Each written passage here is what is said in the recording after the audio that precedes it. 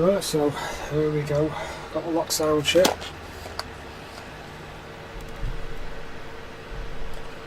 I wasn't sure which chip to go for because on this I never realised, I wasn't looking at it properly, but there's an 8-pin interface. Let's see if I can show it.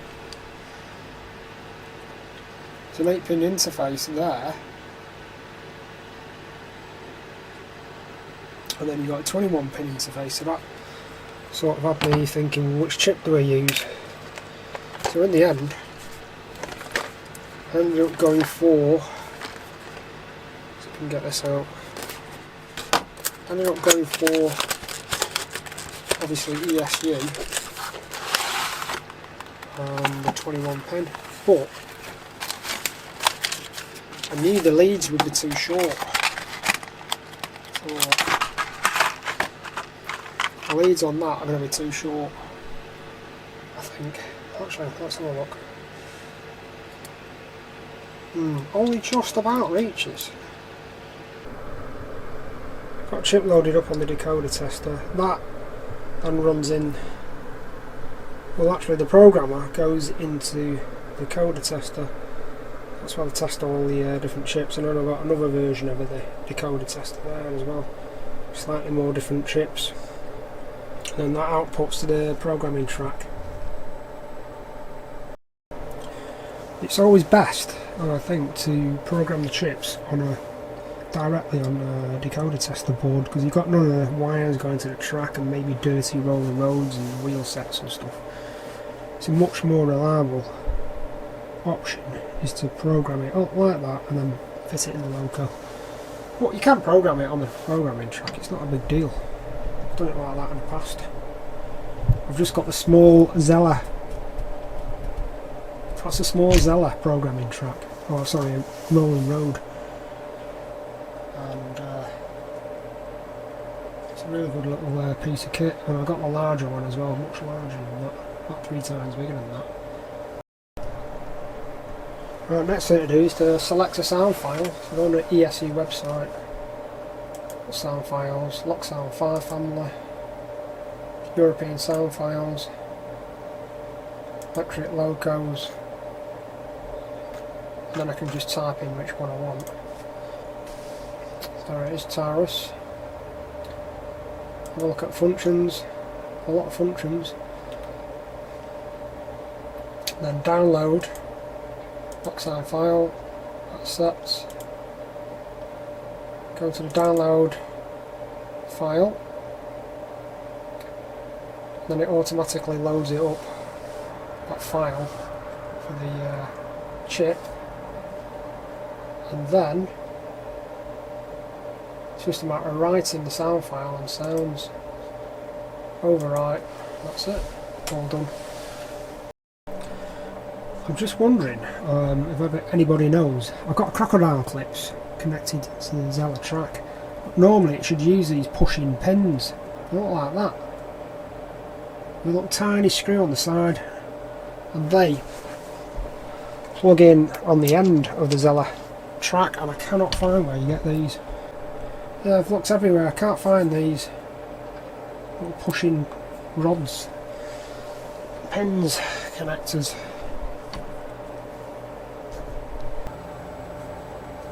Now I've just got to decide what sort of speaker to use. Casing, because you get various, you can build a speaker up and make it as thin or thick as you like, and that's really good. The EQ speakers are really smart, so I think we'll install that. Nice and easy. Right, so just install that carefully.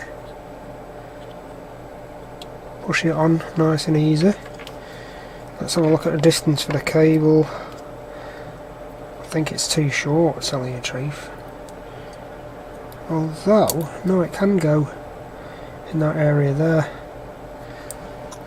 There's quite a lot of different areas you can put that chip in. Along the top of there. Along the top it's designed on top of the original round sound chamber, but you can put various other different types of speakers in there, so I'll do that next.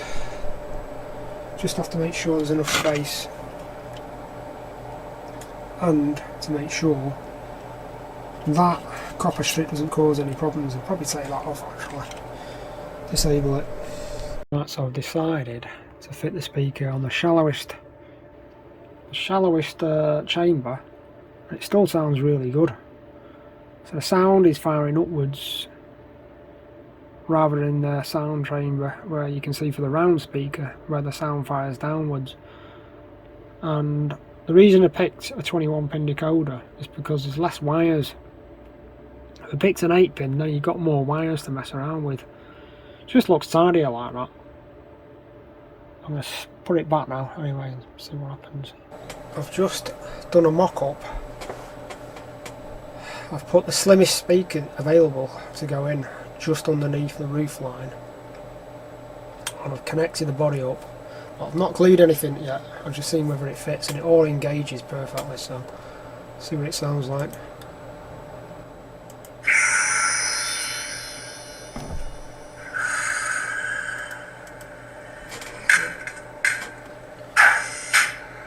It's looking alright, sounding alright. Oh, that's loud.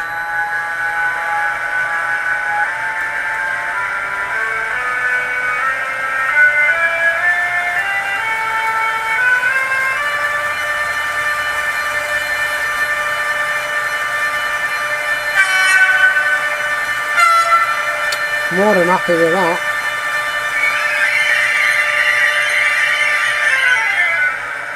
Yeah, I really like the sound of this. Because I've had so many Zemo chips. I've had so many Zemo chips in the past and they've all sounded the same. It's nice to have a Taurus that sounds completely different. It's still a Taurus, but the sound samples have all been brought up today, and I can fully adjust this any way I want. Where the Zemo chips I can't because I've not got the programmer.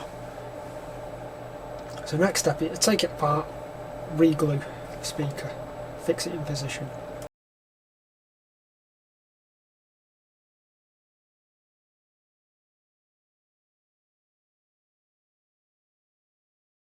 Well, let's put this back then.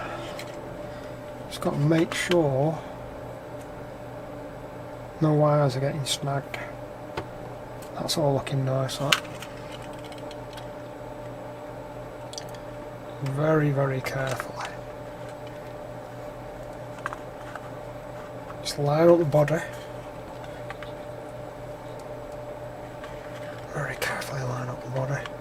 I was going to put a driver, to tell you the truth, I was going to put a driver in there. But I'm not scared of damaging any of these light prisms, because if they crack, it's game over. The lights are not going to work.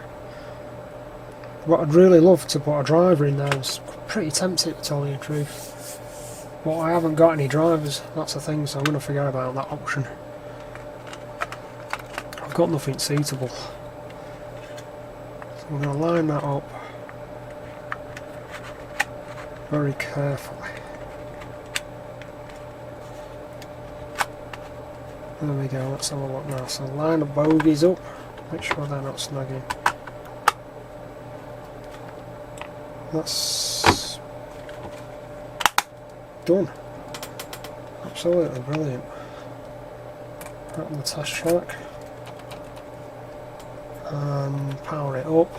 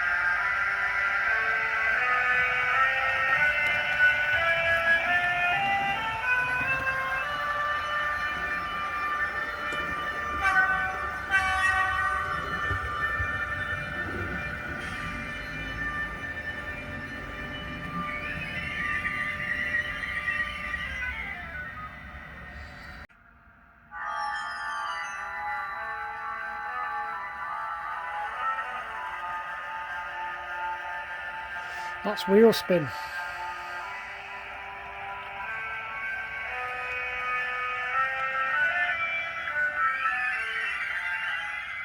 Do the wheel spin again.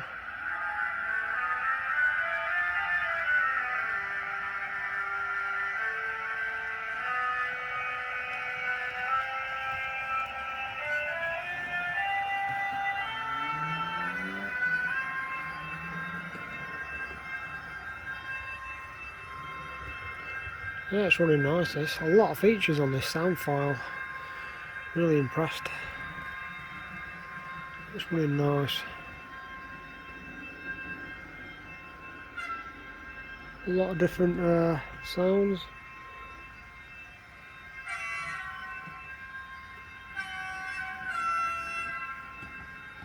On this sound file you can turn the sound up and down quite nicely.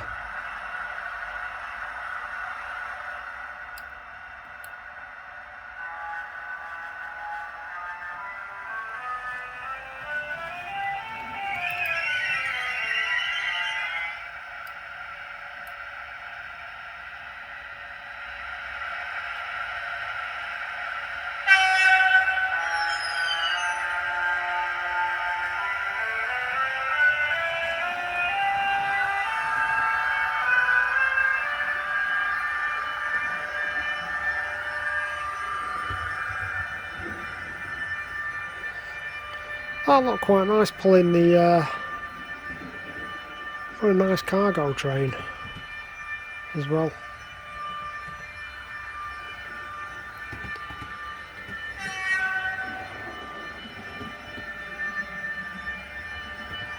But anyway, I'm going to wrap it up here now because I'm still feeling rough. I've had enough of this now. But thanks again for watching.